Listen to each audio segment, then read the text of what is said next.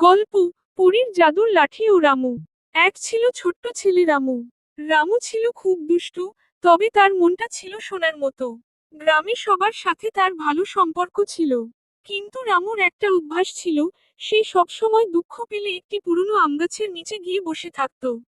একদিন রামু খুব মন খারাপ করে সেই আমগাছের নিচে বসেছিল, কারণ তার প্রিয় খেলনা গাড়িটা ভেঙে গিয়েছে। হঠাৎ আমগাছের ডাল থেকে এক অদ্ভুত আলো ঝলমল করে রামুর সামনে নেমে এল।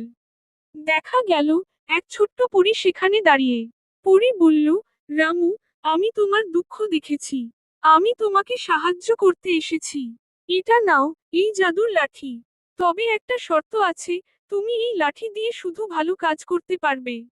রামু অবাক হয়ে জাদুর লাঠি হাতে নিল। সে পরীকে প্রতিজ্ঞা করল যে সে শুধু ভালো কাজে লাঠি ব্যবহার করবে। লাঠির জাদু। পরদিন গ্রামের এক বৃদ্ধার ঘর আগুনে পুড়ে যায়। রামু দ্রুত সেখানে গিয়ে জাদুর লাঠি নেড়ে বলল, এই ঘরটা আবার নতুন করে তৈরি হোক। সাথে সাথে ঘরটা আগের চেয়েও সুন্দর হয়ে গেল। এরপর রামু